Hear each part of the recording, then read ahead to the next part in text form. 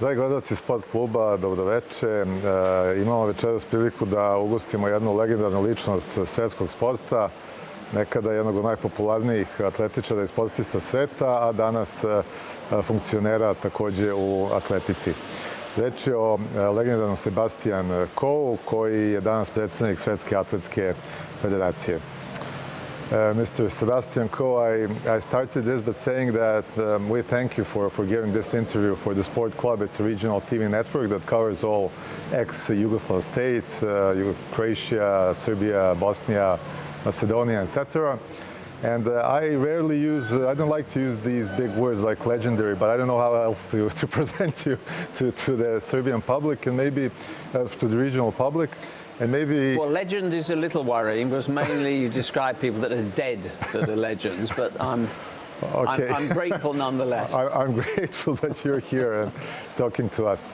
So how do you make and when do you make a distinction? You were a big star, a big athlete, a big star, and when in your life you come to the point you say, okay, I have to start something new and I have to, do you forget what happened or these are some experiences you use in your next life? It's a really good question, and actually for me it was slightly different because I was actually doing something alongside athletics for the best part of 6 or 7 years, because while I was a competitor I was also the vice chair of deputy chair of the UK Sports Council.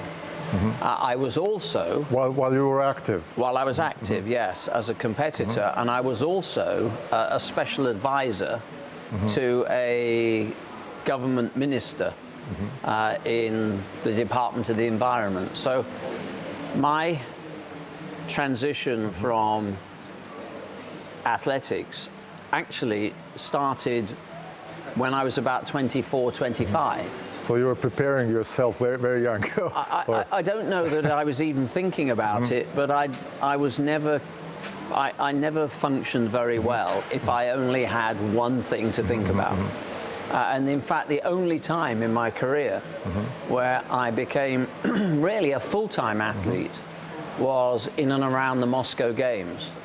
And my performance in the 800 meters, looking back, was probably a result, the poor result in the 800 was a result of actually not having enough other things to think about. Really? In my life. That's very interesting, yes. Well, one other athlete who gave us an interview, Novak Djokovic, also emphasized this, that people should not hesitate to try things. It doesn't matter if you studied for something or not, but your mind should be open for trying whatever you think is at that moment interesting for you.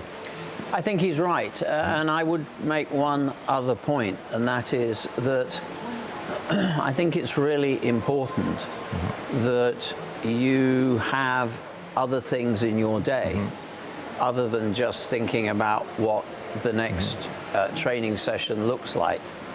And I always say to young athletes that in the time that you have where you are not training, and you can't train all day, there are other things that you can do which will help the next phase of your career, but will actually also give you that balance in the day that's really important. Yeah, this is interesting, what you're mentioning, because I had an interesting experience last week. Here we have also a big basketball euphoria in Belgrade. It's Partizan Belgrade playing, trying to qualify for the Final Four of the Euro League, and they played against Real Madrid.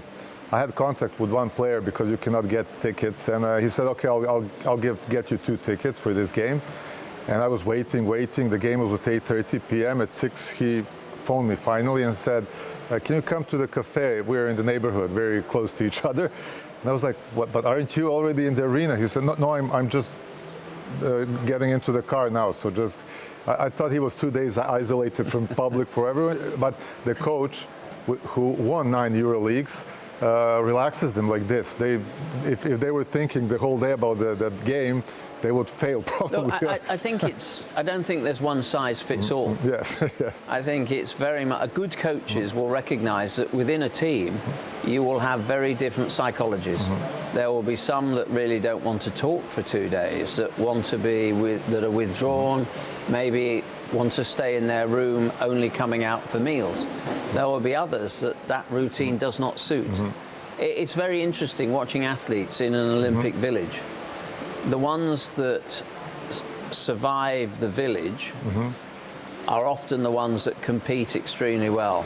Those that struggle with the amount of time and time management are often the ones that compete badly. I've always felt that Olympic finals are won and lost actually in the village, not on the track.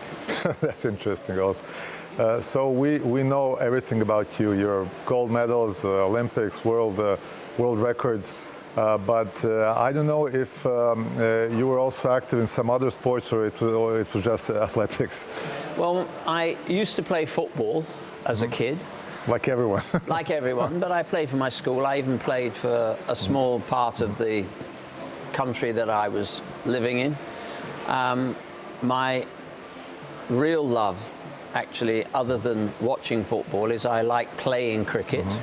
Not a sport that is probably too familiar with I know some of the rules, not all. With many of your viewers. Yeah. And judo as well. So I used to do judo as a kid, and I still occasionally do a judo routine. How important is this for the kids? I know here we have a lot of problems here in the region with kids that are not interested in training, practicing, because in the old days you just went out on the street, played football or basketball, whatever was popular here in this region. Now, if the parents don't pay some schools for them, they are not active. They're just. How do you solve this in the UK?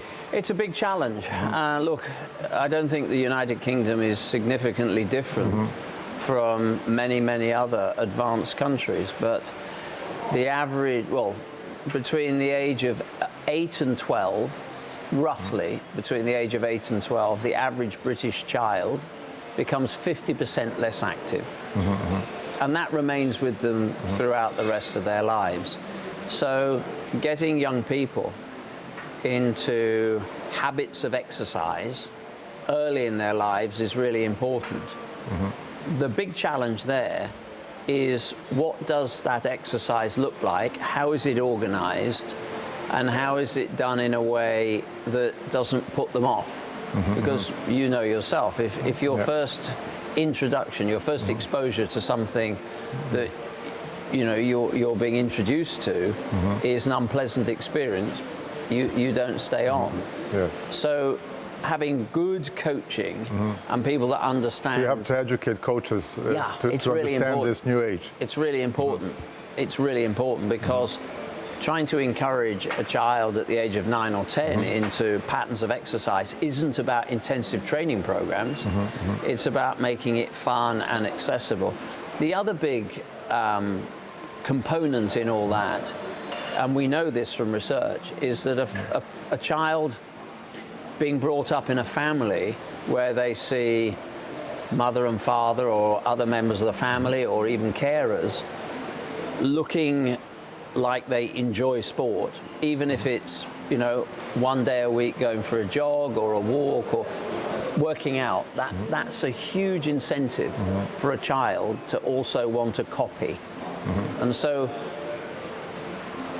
we're coming from a long way back, because the work we're really doing now is probably with children, hoping that they become those role models for their own children. And that's probably a 20-year process, if we're being honest. A lot of people here say now that things have changed in the sense, for example, I don't know, I forgot actually to ask you, you're a fan of which football club, or it's a secret? No, I'm a Chelsea fan. Always have been for okay, for many, we had many some years. players there, It's not Barney a club. Ivanovic. It's not a club we're sort of that's doing particularly well at the moment. Yes, but when you mentioned role models, a lot of people here that are in sports say that things have changed in the sense that, okay, Chelsea is popular, Man United, Man City, not to mention other clubs, but actually some of the athletes are these role models, not the clubs themselves, like, I don't know, Ronaldo, Messi, that these are the attraction for the children to start. No, it's absolutely true. And they're becoming bigger than, and maybe again, not than the game, but no. okay. And again, research shows that a lot of young people follow a player. They'll follow an Mbappe or Ronaldo or a Messi much more than they will follow Barcelona or PSG or whatever club it is. So the individual is really important in the sport. You know, most people that were involved, or young people that loved Usain Bolt, followed Usain Bolt. They weren't really following probably the Jamaican track and field team. Usain Bolt was just a big figure in their lives in the same way that Lionel Messi is a big figure in their lives, or Djokovic. Sure. Okay, so we mentioned that you actually mentioned that you prepared for this after active sports life. What is more interesting or easier for you, or were you more dedicated? In which part? As an admin or as an athlete? I've been... I see you have the motivation, dedication, and a lot of people we spoke to here are very proud and satisfied that you're active in well, I'm very grateful movement. for that. I am very proud to be still working in the sport, and I joined an athletics club at the age of 11, so to be doing what I'm doing now. But actually, in between that, I was in active politics for the best part of 12 years, and then I was the president of the chair of the London Organising Committee for the Games, and obviously before that took place we had to win the right to stage the Games, so I chaired the bid as well. So I've been very lucky that I've done things that have been actually interesting, sometimes quite unique, and so it's difficult for me to say any one thing has been more exciting. I loved my athletics career. How were you attracted by joining politics? Well, politics again was something that always interested me from my early teens. I knew that in one way or another, at some stage in my life, I would be involved in politics, and I did that pretty much through most of my 30s and actually through a large part of my 40s as well. I was active for nearly 12 years. Has this new age, let's call it like that, also has this phenomenon of these most known athletes that use the social networks, Twitter, Instagram, whatever, where they express their opinions? I mean, it doesn't have to be politics. It can be any social thing that is at that moment interesting for them or for the society. How do you look at this? Should they express themselves like this, or should they just stand by the sport that they're in at the moment? No, I've always believed that an athlete should be able to express their views as long as they're views that are not going to be damaging other competitors. It's up to them. I was the only federation president that had no problem at all in our athletes taking the knee on a podium. The International Olympic Committee got very nervous about it, and I said, no, it's we can't have it both ways. We want our athletes to be part of the world that we live in. We want them to be advocates. We want them to be interesting. We want them to have personalities. But then we say, but we don't want you to say very much. It's inconsistent. So as long as the athlete behaves in a way that doesn't damage a fellow competitor, then I'm really happy with that. And most athletes know how to handle that. They're not stupid. They know that there are balances, and we all think things which we probably don't want to say publicly. Well, I think they understand what that balance is. Yes.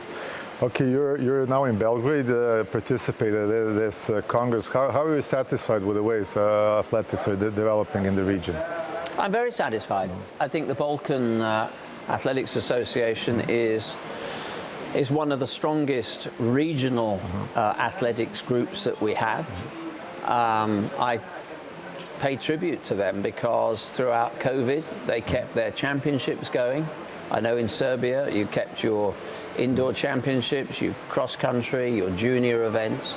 Dobromir Karamanov, that got re-elected today, is a very big figure in Balkan athletics, and in his time as president we have seen probably the most comprehensive competition structure of any regional group of athletics federations in the world. Cross-country, trail, mountain, road, junior, senior, even youth championships as well. So it's really important that Balkan athletics continues to prosper. And in the last few years, some of the performances that we've seen from Balkan countries, particularly Serbia, I think of Ivana's performance in the at the end of the World Indoor Athletics Championships was fantastic. Yes. Okay, yes. How do you figure out the enormous amount of money that is in football and some other sports, tennis, and how do you find the funds for athletics in UK? You have a system, I'm sure, and I know. Here we also have this system. I must say that the state also helped a lot, but it's maybe, I don't know, 5% of the money that goes to these most popular sports. Look, it's always a challenge. Football is the global game. We know that. I've been involved in it in a professional capacity, not as a player, but as a director of a Premier League football club. And politicians tend to always want to be associated with what they think the public are following. It helps them politically if they're seen to be interested in a sport, even when they know nothing about it. That's the nature of politics. I can say that. I was there. I understand that motivation. But what I think that's a dangerous way of looking at it, because if we sit there saying, well, football gets this and basketball gets that and tennis gets that. You shouldn't make comparisons. You should fight for yourself. It's almost pointless trying to do that. We recognize in track and field athletics, we don't have the budgets that football has. We're a very different sport. We're structured in a very different way. Actually, I would say this, wouldn't I? I think we have a higher social purpose in much of what we do. Our sport is the most accessible sport in the world. It doesn't need expensive equipment. It doesn't need yachts, horses, you know, technology, Formula One cars. If you have a body, you're an athlete, you can roll out of your front door, and we see people doing that. That's a great asset for a sport to have. We are the most participated sport in the world, and well, that's the basis of all the sports. It's the basis of all sports. And that's something that we need to work on. What we are focusing on in World Athletics at the moment, and I'm determined in my next 4 years as president, my final 4 years, I want to make our sport independent, financially independent of all other structures out there. I want to make us financially independent of the International Olympic Committee. I want to make us financially independent even of some of our bigger sponsors. And we have to look at creating new revenue streams within our sport, whether it's about really turbocharging our ability through data, whether it's about creating new and exciting formats that provide a different viewpoint for our broadcasters, whether it's about helping to continue to build the profile of the athletes. All these things matter, and that's why I think it's, you know, we can't compete with. There is space for sure for this. Yes. We can't compete with an Mbappe that's paid.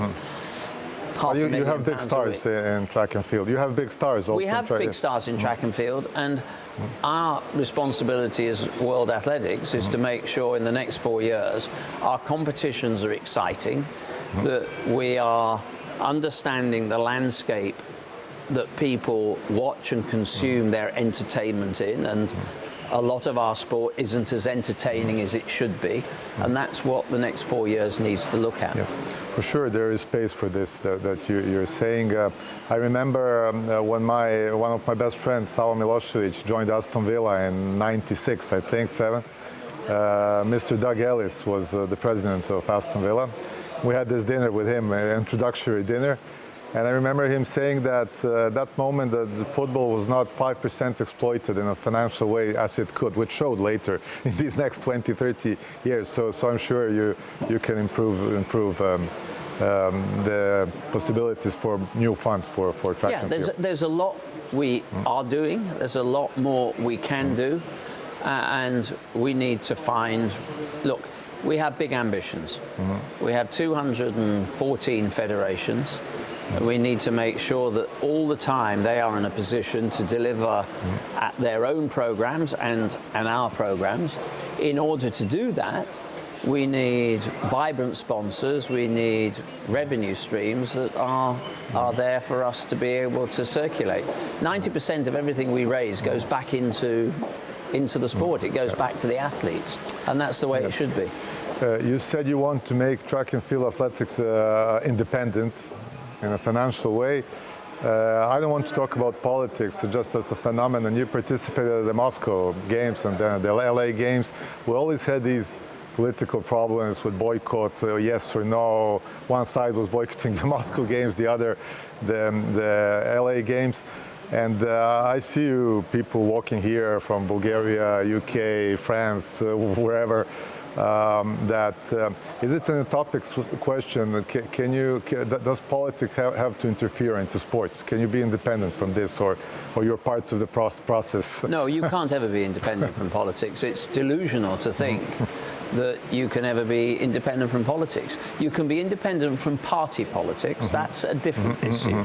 But the global landscape is political. You know, if you are wanting more money for your sport, you're wanting relationships with government, with health departments, with sports departments, with treasury departments. You want to build new facilities. You want world-class programs. You are in the political landscape. You're making cases for your sport that 100 other organizations are making at the same time. Wanting better hospitals, better libraries, better defense systems, more space for people to play in, better housing, hospitals. We know it's a competitive arena.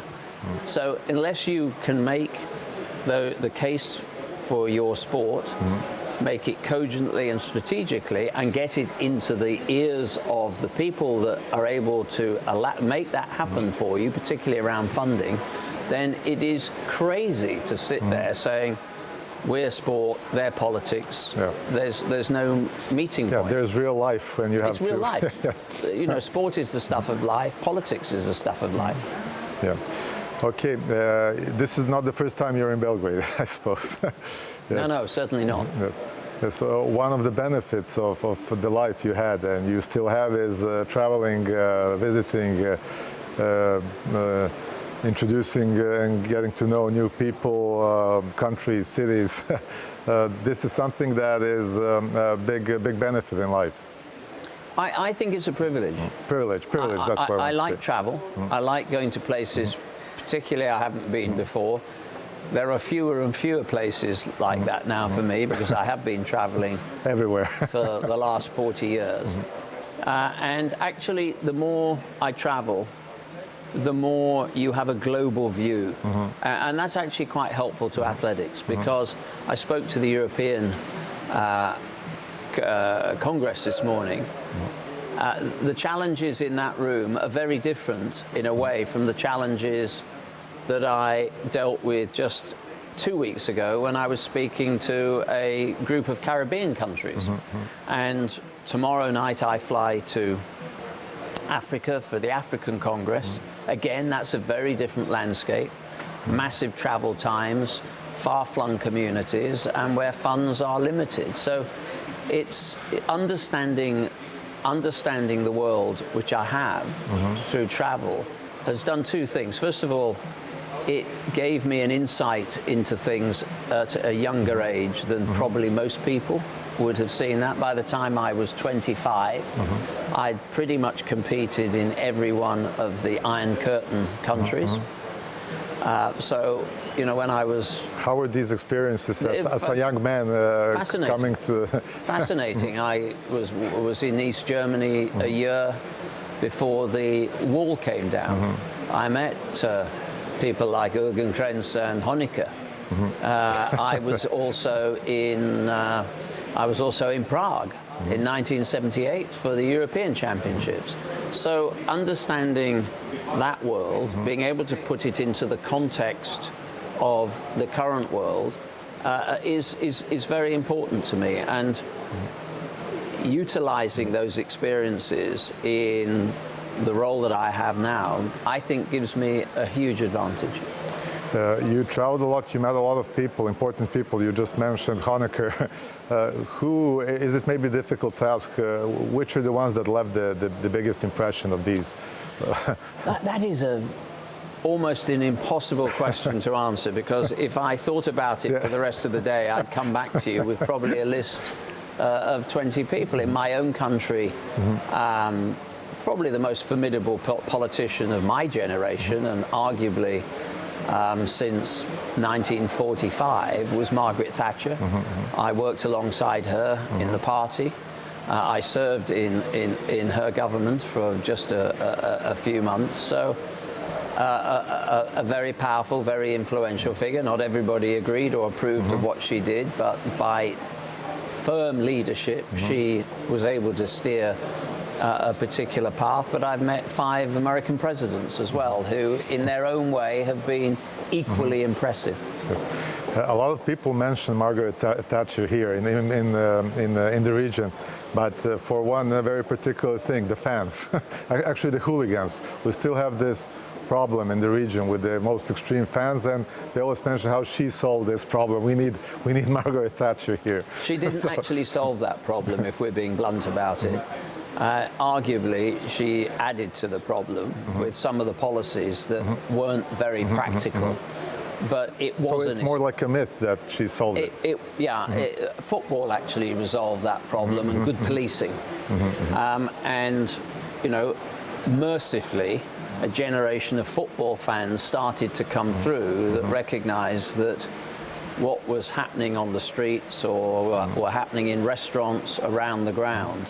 And it was a challenge for football, because most of this trouble was not actually taking place in the grounds. It was taking place outside. So it was a different approach to policing that made that difference. Okay, I know you have a lot of obligations here. Probably you're tired. You don't look like you're tired, but you said you have 4 more years now of.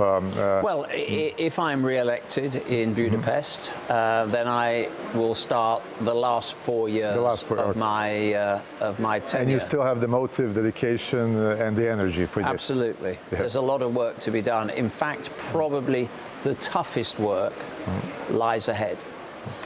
Thank you very much for your time, for this interview, especially with our viewers. Thank you from all of the region. As I said at the beginning, I have to finish. Legendary Sebastijan Kou was our guest, and you viewed Sportlight.